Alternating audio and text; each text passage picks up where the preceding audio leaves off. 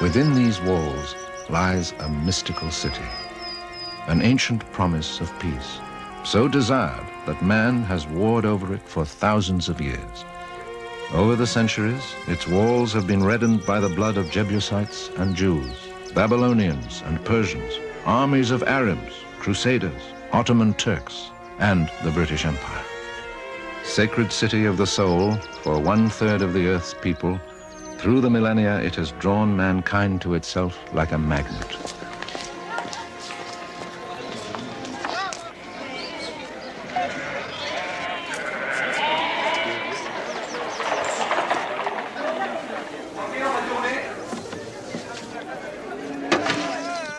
To all who live, work, and visit here, this is more than a city. It is a haven, the fulfillment of some dream or prophecy, the legacy of generations who have gone before.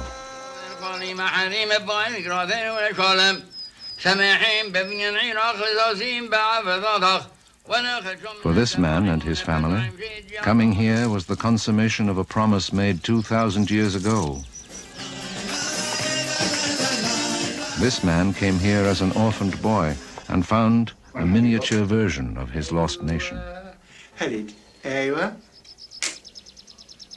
What messages, what letters? The dark shadow of Hitler's armies advancing across Europe drove this man on a path that led to the discovery of his roots in the very earth beneath his home. The magnetism of the city's holy places is so strong that this man risked losing his own family to come here. Proud inheritor of a name that has lived in this city for 1,300 years, this man's life bridges past and future. From near and far they have come, searching for refuge for their pasts and the meaning of the present.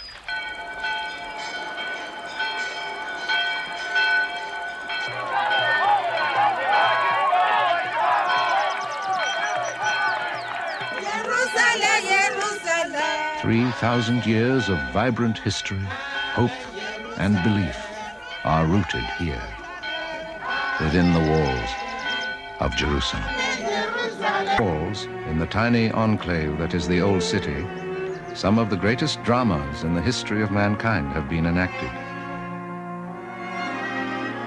This is a story of that city, crucible of the world's 3 great monotheistic religions, symbol of peace in an area of turmoil and upheaval. It is a story of peoples of profoundly different cultures who struggle to maintain those differences. People who have fought each other, but now live side by side in sometimes uneasy coexistence.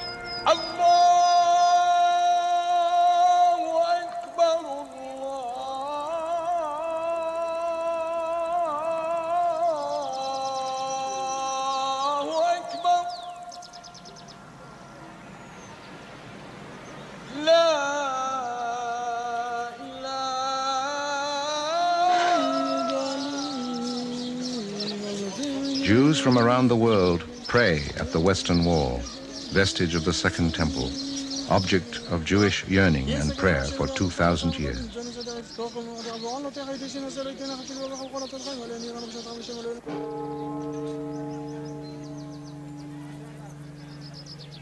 Here, built on the sites where tradition says Jesus spent his last moments on earth, was crucified and entombed, is the Church of the Holy Sepulchre. Most holy of shrines in the Christian world, this church has attracted pilgrims since the time of Constantine the Great.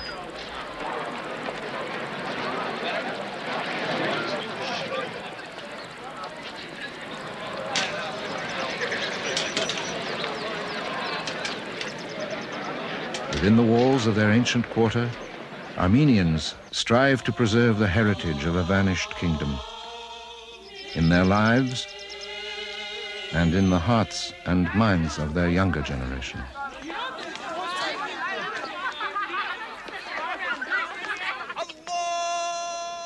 Consecrated under this dome is the sacred rock, where tradition says Abraham prepared to sacrifice Isaac, over which the ancient temples of the Jews were built, from which Muslims proclaim Muhammad journeyed to heaven.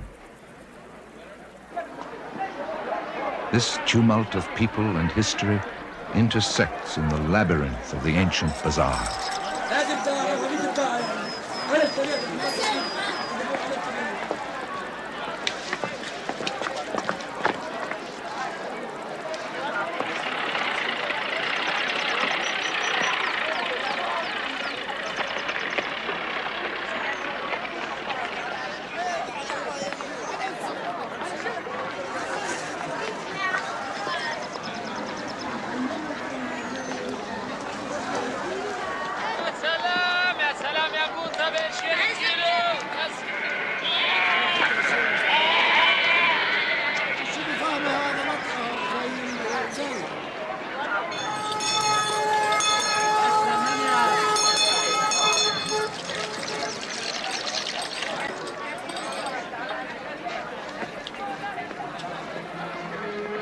Wrapped around the venerable city like the setting for an exotic jewel are the walls, retaining traces of the eras of King Herod, the Romans, and Crusaders, last rebuilt by Suleiman the Magnificent 400 years ago. Outside the walls, there is the 20th century, the new city of Jerusalem, and the administrative center of the nation of Israel. Inside is a city believed by medieval man to be the center of the universe, a city known to more people for a longer time than any other on earth. Here, the heart of historic Jerusalem still beats. Its ethnic religious quarters cling to the sites that give them life. The Dome of the Rock, third holiest place of Islamic pilgrimage after Mecca and Medina, and focal point of the Muslim quarter. The Western Wall, known as the Wailing Wall, symbol of the Jewish quarter. The Church of the Holy Sepulchre, core of the Christian quarter that has grown around it.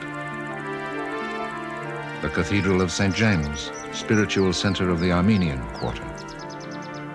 26,000 souls make their home in the old city, packed into an area of less than 1 square mile. Their story began 3,000 years ago, when King David bought the threshing floor on this hill as the site for the temple of the Jews' one God. Having subdued the Jebusites, he transformed their city into the capital of the United Kingdom of Israel and thrust Jerusalem center stage in a drama that continues to this day. Once a royal center of impressive structures and massive fortifications, the city of David has begun to reveal its past to archaeologists under the direction of Dr. Yigal Shiloh of the Hebrew University. David made this city more important than others by choosing this location to become the capital of Judea at the south and Israel at the north. The residential area of David's capital probably looked much like this village of today. Urbanization undoubtedly began here because of the presence of the spring of Gihon, a constant source of water.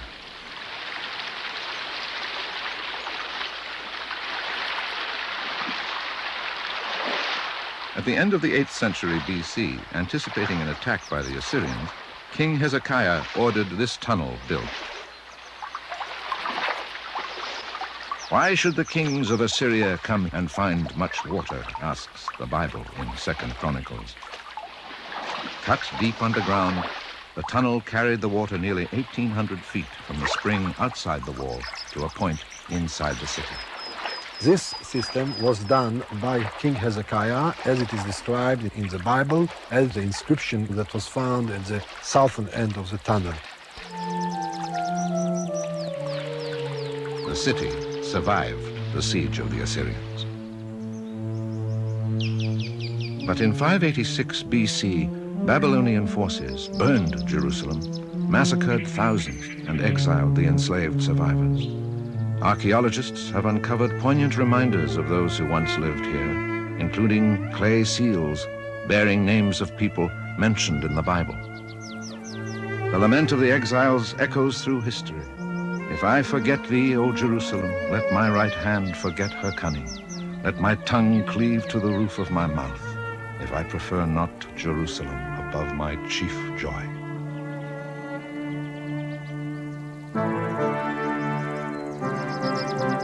A half-century later, the Persians defeated the Babylonians and allowed the Jews to return. The second temple rose on the site of the first.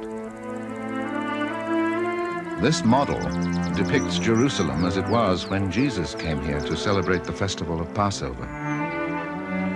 Although he knew the repressive Roman rulers had labeled him a rebel, he continued to preach brotherhood, kindness, and charity. In the last days before his crucifixion, Jesus left the temple by these steps. They are one of the few remnants that remain, for in 70 AD, on the anniversary of the day the Babylonians had sacked the first temple, the Romans burned the city, butchered the people, and took the rest as slaves. Thus was Jerusalem destroyed for a second time.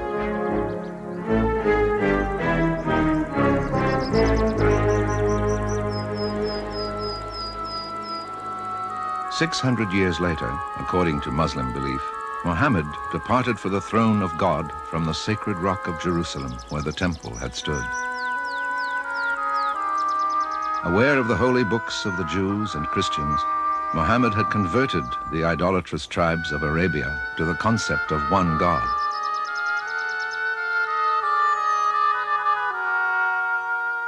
Only 6 years after his death, an army of his followers stood at Jerusalem's gates, claiming the city as their own. Muslims were to rule Jerusalem for the next 1,300 years, except for 2 interruptions when the Crusaders wrested the city from them.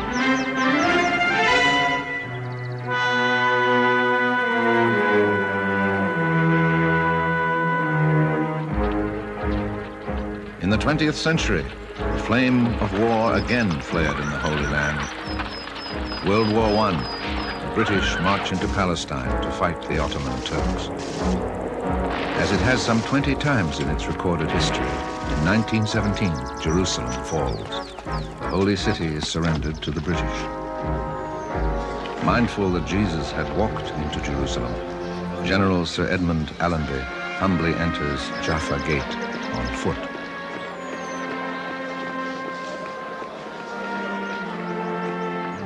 There are renewed stirrings of Zionism, the concept of a modern Jewish nation. In 1947, the United Nations votes to end the British mandate and partition Palestine into Jewish and Arab states. May 14, 1948, David Ben-Gurion, citing the fulfillment of the dream of generations, makes a proclamation Jews everywhere have long awaited. The state of Israel has arisen. The next day, 6 neighboring Arab countries invade, determined to crush the infant nation before it is born. With Jerusalem under siege and the Jewish quarter ready to fall, the holy books are removed. Jerusalem is a divided city. For 19 years, the old city will be ruled by Jordan. In 1967, as the Six-Day War rages, Israeli paratroopers storm through St. Stephen's Gate. Defense Minister Moshe Dayan arrives at the Western Wall, in Jewish hands again for the first time in 2,000 years. According to ancient custom, General Dayan writes a prayer to place in the wall. May peace come to the Jewish people.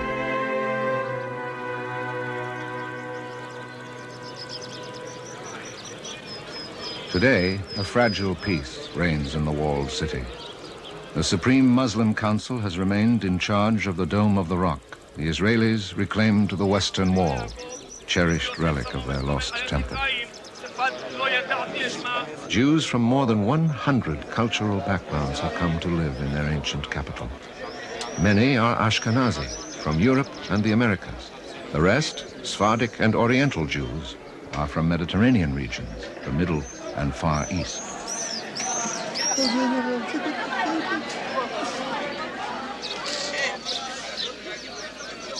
When the Jewish community in Yemen heard of the establishment of Israel, Yosef Zadok and his family decided to emigrate immediately.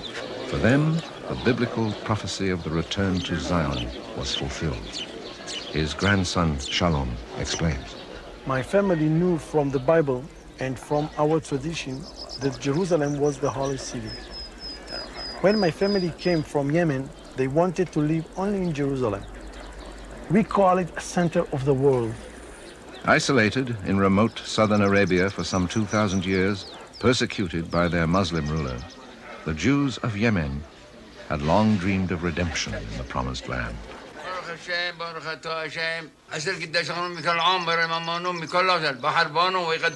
They clung to their beliefs and kept the ancient observances in their purest form.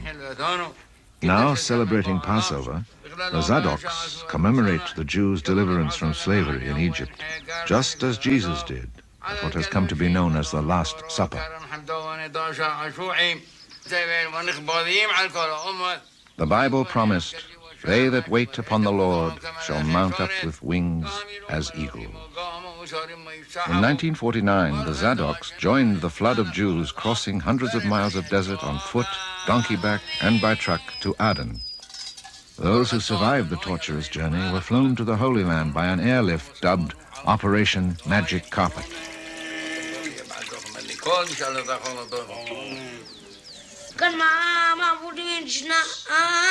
دخل أركب أخلا وكان سوق عظيم باموس ولا شلو مدار جوا ودمكو ما نشأنا الليل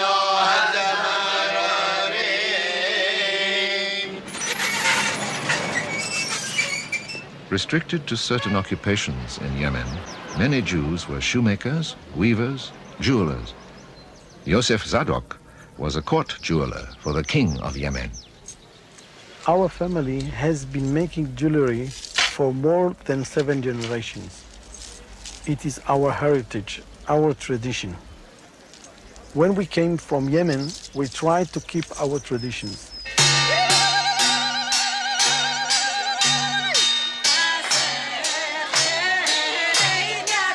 Most of the Yemenite brides in Jerusalem use our wedding dress and jewelry. The bride of European ancestry carries on her groom's family tradition. She wears the elaborate jewelry and costume the Zadoks lend to bridal parties for a ceremony called the henna that accompanied every Jewish wedding in Yemen. ראית כמה טובות? היא אמרה לי, היא ענתה לי שרשרת, הרבה שרשרת, ותראי כמה טובות.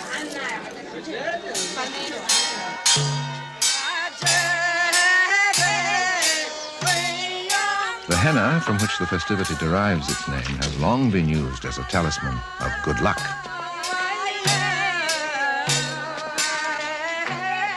If the henna applied to the hands of the bride and groom remains in the morning, their wedding will take place.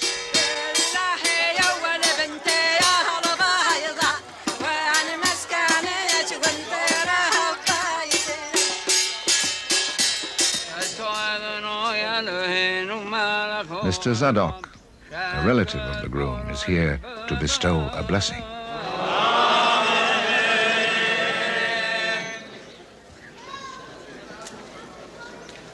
Beginning a life together, this young couple shares the rich heritage of their combined European, Oriental, and Israeli culture.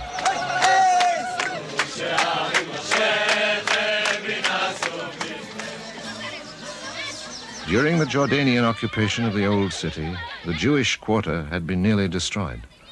When reconstruction began after the War of '67, Theo and Miriam Siebenberg were the third family to build here. It was my dream to come to Jerusalem.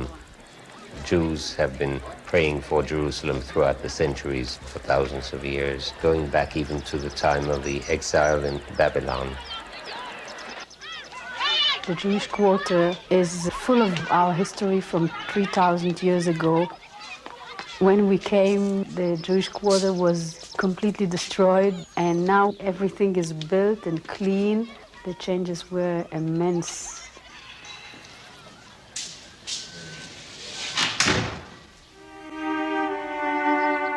I was born in Antwerp, Belgium. My family left Antwerp on May the 11th, 1940. That's one day after the Germans marched into Belgium.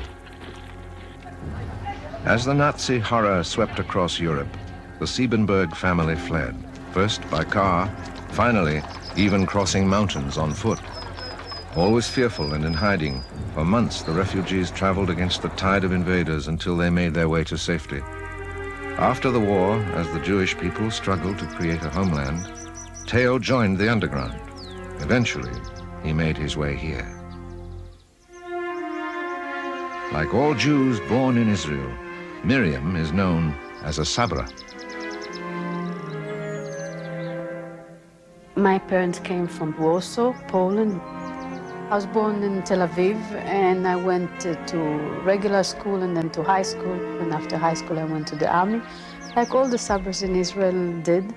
I thought I'd never leave the army. I liked it so much. Miriam and Theo met at a party 20 years ago. Today, they often entertain visiting dignitaries, drawn by the remarkable discoveries the Siebenbergs have unearthed. When Theo and Miriam completed their house in 1970, archaeologists were digging all around them in the Jewish quarter. Fired by the dramatic finds being made, Siebenberg determined to build a museum beneath his home. As workmen removed 3,000 years of accumulated debris, tangible links with those who had lived on this site through the millennia began to emerge. These stones here are each made out of one large block of stone. They are sections, actually, of the aqueduct that passed here 2,000 years ago and which brought water into the city of Jerusalem. Now, this is a mikveh, or Jewish ritual bath, which is 2,000 years old and which belonged to the mansion that stood above here. And, of course, that was a 3-floor high house. The home probably burned when the Romans sacked Jerusalem in 70 AD. Now, if you look down here, these rooms that you see down below, they're hewn out of solid rock about 3,000 years ago. That's roughly King Solomon's time. The openings that you see here were called the nefesh, or the soul. The soul would actually rise out of these openings, and there was on top of this a pyramid-shaped stone structure, which was the permanent abode of the soul. For Theo Siebenberg, each discovery provided palpable contact with the past and his people.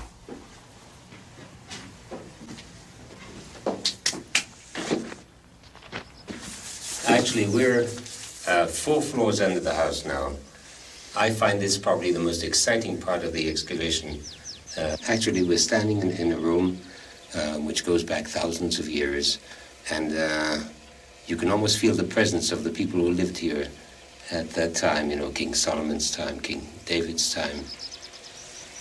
This is a machine gun which was used in the War of Independence in 1948.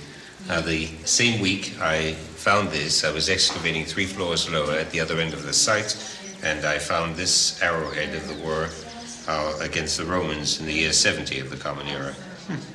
So you have this whole span of wars, right? Absorbed by his passion, Theo has spent 15 years and $3 million creating Siebenberg House, the museum he and Miriam will leave to the public. It was used 2,000 years ago for crucifixion. When you think of it, now you take this inkwell, you wonder what letters might have been written by the owner of the house, writing from These this. artifacts will enable future generations to experience their connections to ancient Jerusalem. This here actually is carbonized wood from the fire of this house 2,000 years ago when the house was destroyed. Don't touch it too often. I see No. that your fingers You see, are there it peeling is. it off. Traces of history. 50 years after the armies of Islam burst like a thunderclap across the desert to claim Jerusalem, a Muslim caliph built a shrine over the holy rock from which Muhammad had ascended to the celestial spheres. This magnificent legacy has drawn the faithful for more than 1,000 years.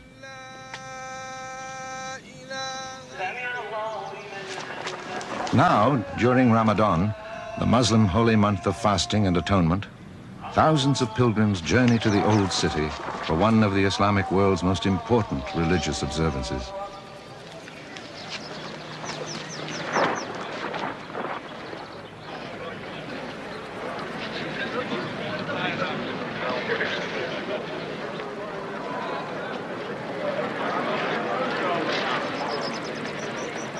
When prayers are over, the throng disperses through the narrow alleyways of the Muslim quarter.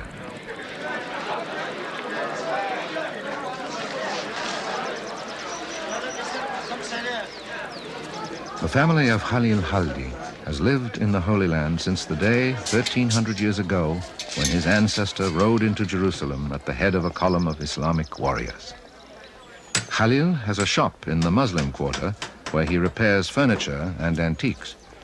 He specializes in mother-of-pearl inlay. His neighbor, a blind oud player, stops by to pick up the instrument that Khalil has repaired for him. أنا خلصت لك العود ها أما طلع شو على كيفك الله ربي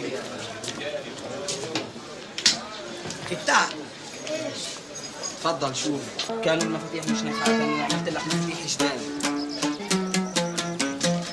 منيح صوته لأنه أنت جبت لي العود كل الصدف هذا كان رايح هيني أنا عملت لك إياه شايف لا يا أبو سيمون ما أنت يا شيخ عزيز علينا والله. Through the centuries, his family has provided a succession of scholars to Jerusalem's Muslim community.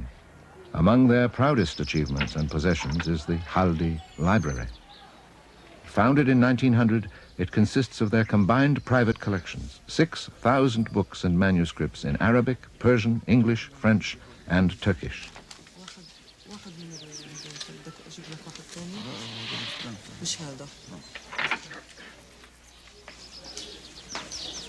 Khalil's uncle and cousin refer to one of the many volumes written by their ancestors. My family came to Jerusalem with the Islamic liberation on the year 636 BC, 15 Hijri. My family lived in Jerusalem all its time, but they were forced to Nablus for 88 years when the Crusaders occupied the city.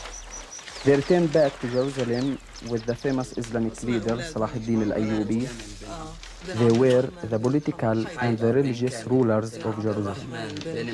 With his cousin, he examines their remarkable family tree.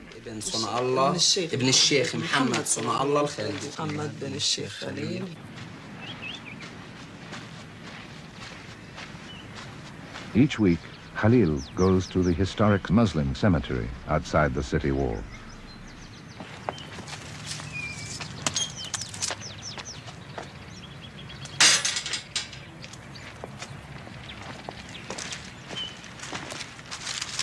At the cemetery, I go to pray for my ancestor Muhammad Ali al-Khalid. He was the governor of Jerusalem in the year 1880. When I go to visit his tomb, I feel that I am standing in front of a great man with deep roots in this country.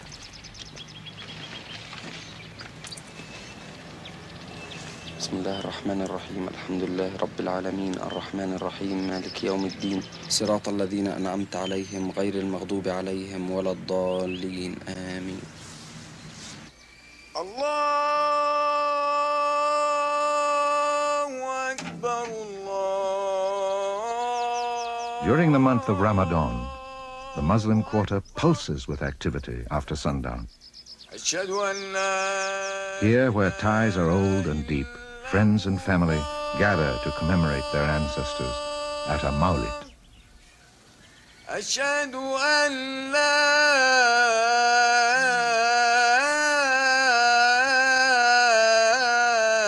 إله إلا الله. Songs celebrating the birth of the Prophet Muhammad are followed by a sumptuous meal ending the fast they have observed since sunrise. وين اللبن يا هي اللبن تفضل يا سيدي هي اللبن تفضلوا يابا تفضل يا اخي هات كمان صحن يلا هات لك صحن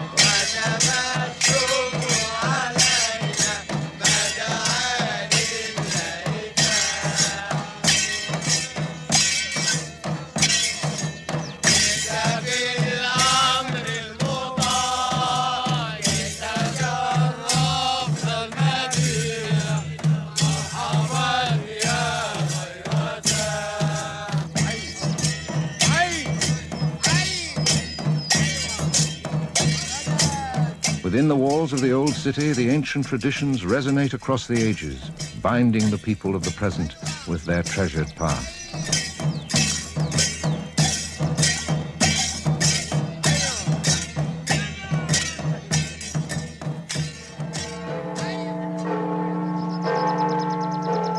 Ironically, it was a Roman emperor, Constantine the Great, who adopted Christianity as the faith of his realm and assured the future of the religion. His mother, the Empress Helena, journeyed here 3 centuries after Christ's death. Over the sites where she believed Jesus had been crucified and buried, Constantine erected the Church of the Holy Sepulchre. Today, the church is shared by 6 Christian sects: Greek, Armenian, Ethiopian and Syrian Orthodox, Roman Catholic, and Coptic. The Copts have a tiny chapel at the back of Christ's tomb. The front chapel belongs to the Greek Orthodox.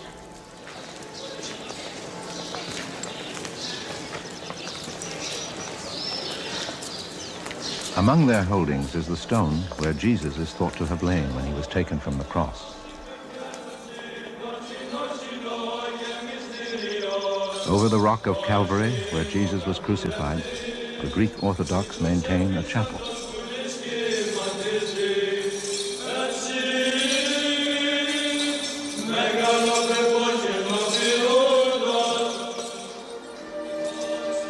Deep in the church, near the base of the rock of Calvary, is an Armenian Orthodox chapel dedicated to St. Helena.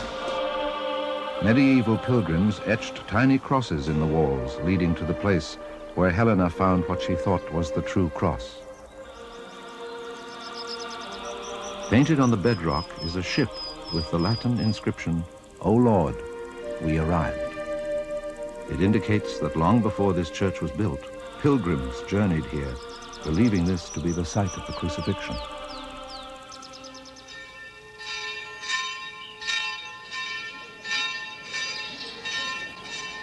A mud hut village atop the roof of the church is the only area which the Ethiopian Orthodox, one of the oldest Christian communities in the Holy Land, can claim.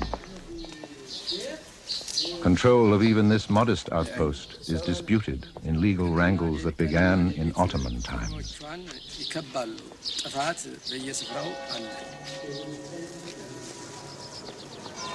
Intense rivalries between sects have long raged over rights to this most sacred of Christian shrines.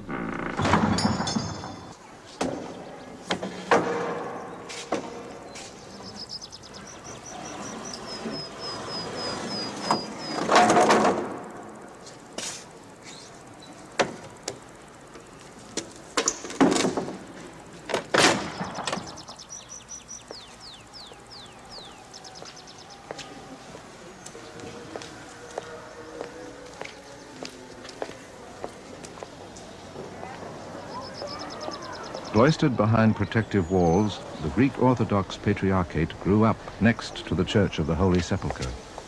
Its monasteries, chapels, and administrative offices form a body comparable to a miniature Vatican.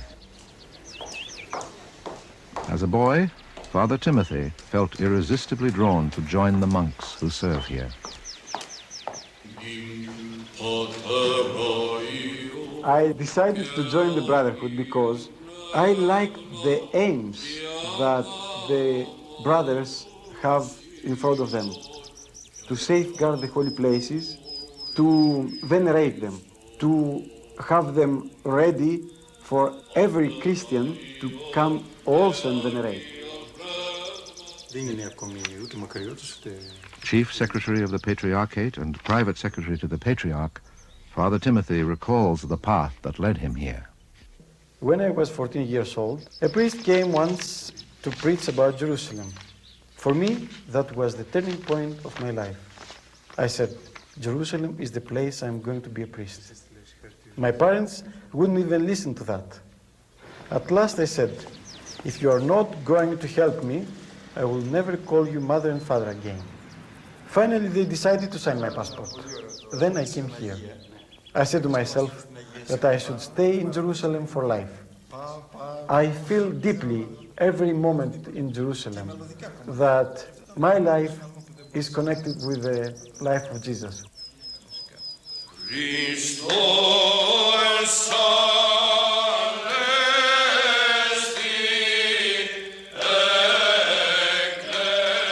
Timothy attended the seminary as a young man. Like this generation of seminarians, he left his native land to dedicate his life to the holy shrines of Jerusalem.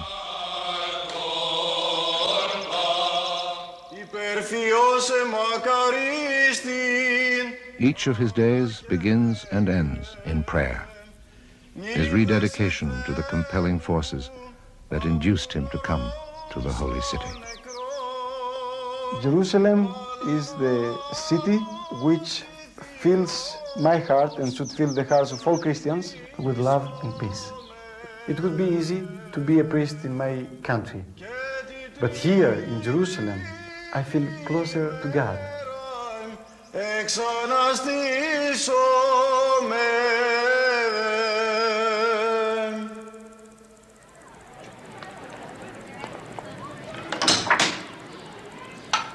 Sequestered behind a huge gate that is unlocked each morning and locked again each night, the Armenian quarter has existed for nearly 1,000 years. Life within still centers around the 12th century Cathedral of St. James. A reminder of the days when the Muslim rulers forbade the ringing of church bells. The striking of this pank announces services.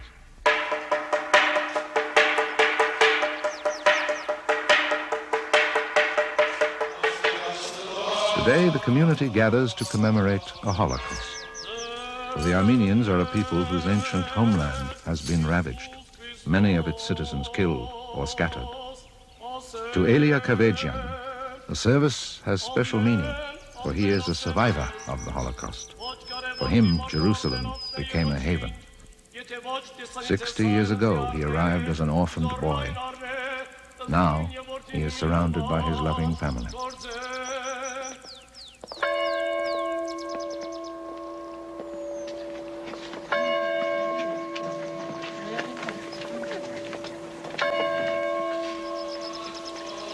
Survivors lead the solemn procession to the Armenian cemetery. They are living reminders of 1,500,000 who perished.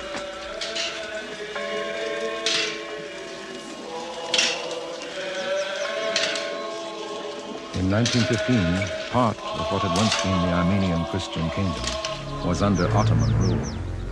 Labeling the Armenians infidels and a dangerous foreign element, the government began to kill their intellectuals.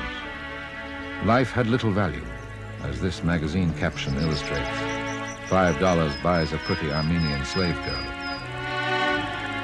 Describing their policy as the displacement of the Armenian population, the Ottoman Turks drove them on forced marches into the Syrian desert. The road was the path of death by disease, massacre, and starvation.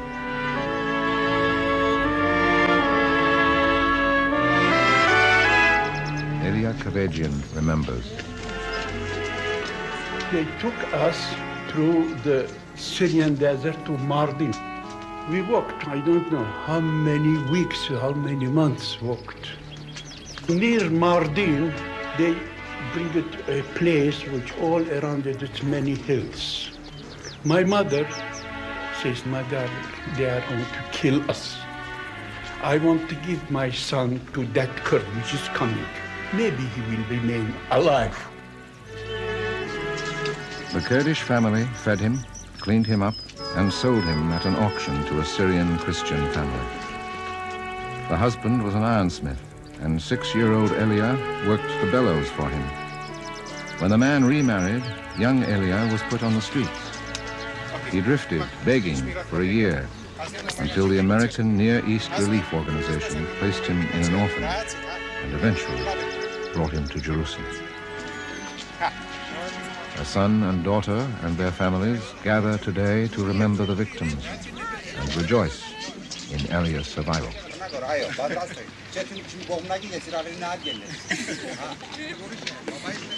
Kavajian learned photography in the orphanage.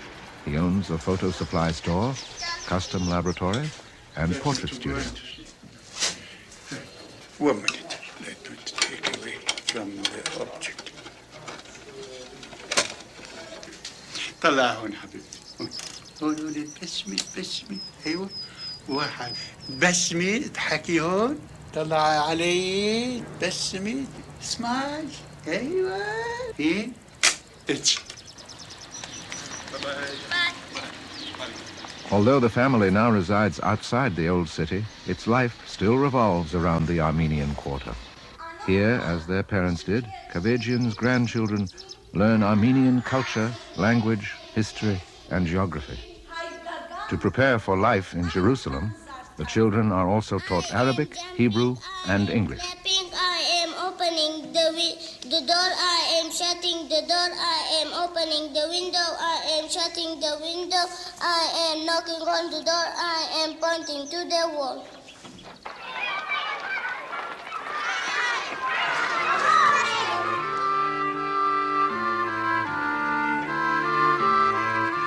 His family thriving, Elia Kavajian remembers the Orphans Club he and 9 boys formed when, at age 14, he began to work. The quarters where the orphans lived have become the Armenian Cultural Club.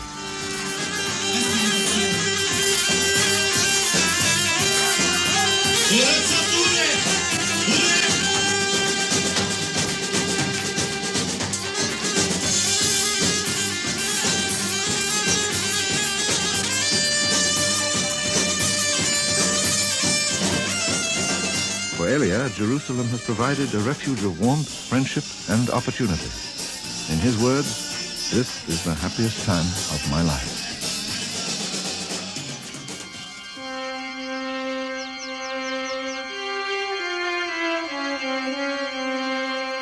The memory of Jesus and the miracle of his resurrection live in Jerusalem every day.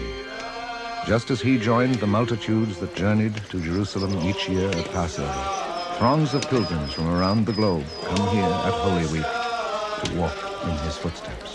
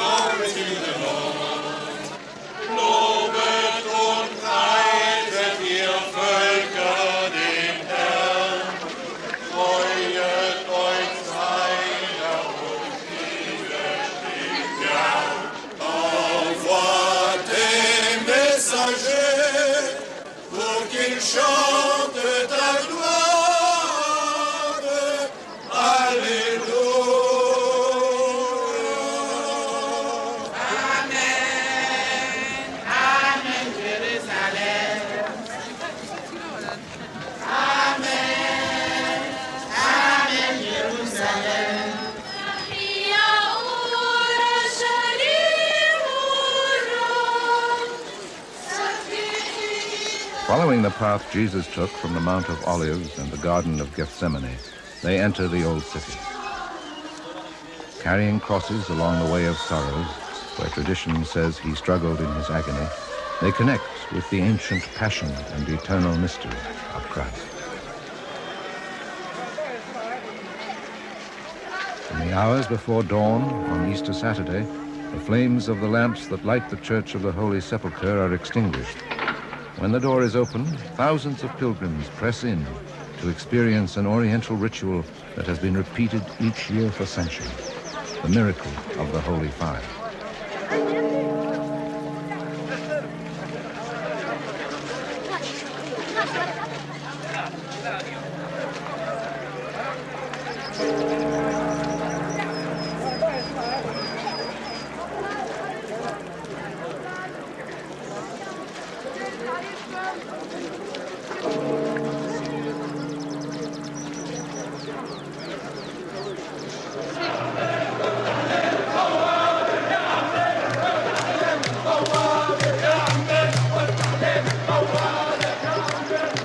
Greek Orthodox Patriarch arrives escorted by Father Timothy and columns of monks. The tomb of Christ has been sealed. When the seal is removed, the Patriarch will enter to determine if the holy fire, said to be sent down by God, will burst forth this year.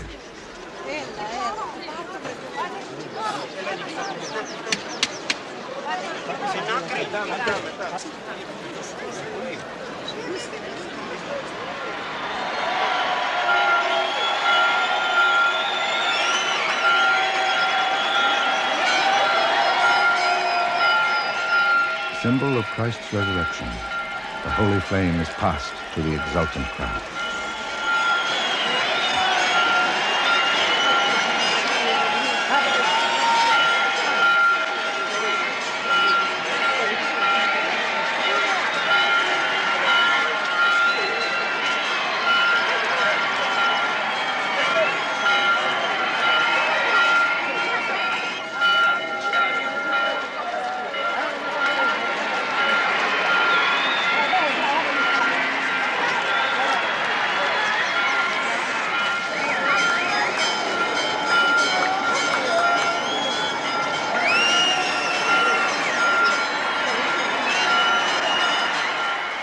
It is said that here Jesus once stood, flanked by two thieves. Here he was crucified and rose again. In the precincts of the church that commemorates those events, the hearts of the believers are illuminated by the flames of faith.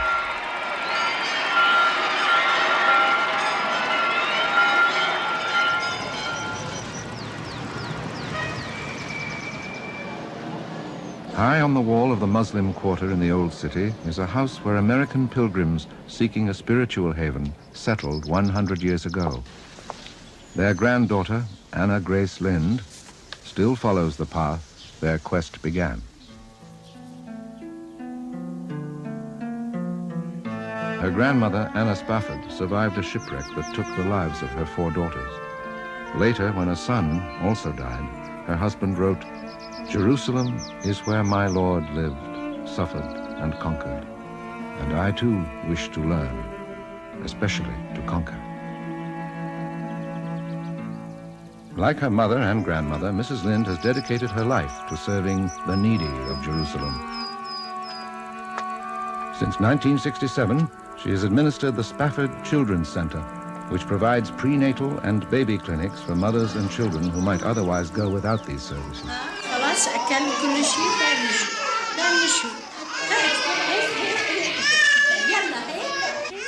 Mrs. Mary Frangi, the supervising nurse, had worked here for nearly 40 years. The grandmothers of some of these babies were children when she began. Dr. Amira had quite a number of patients. Dr. Lazinski really, it's quite... The main goal of the Spafford Children's Center is to help improve the health of the children in the Old City. They are mostly Muslims. We have several Israeli specialists who come to our clinic, and we feel that this is a very important phase of our work because they are helping in the reconciliation between the Jews and the Arabs. It may be just a tiny seed, but it is a seed that we hope brings forth fruit. Okay, fine, baby. I live right on the city wall. I feel it's important that quotation from Isaiah, where it says, "I've set watchmen on my walls, O Jerusalem, to pray day and night, until I make Jerusalem a praise in the earth." Make Jerusalem a praise in the earth. These timeless words from the Bible speak of an ideal Jerusalem, a city of glory and peace.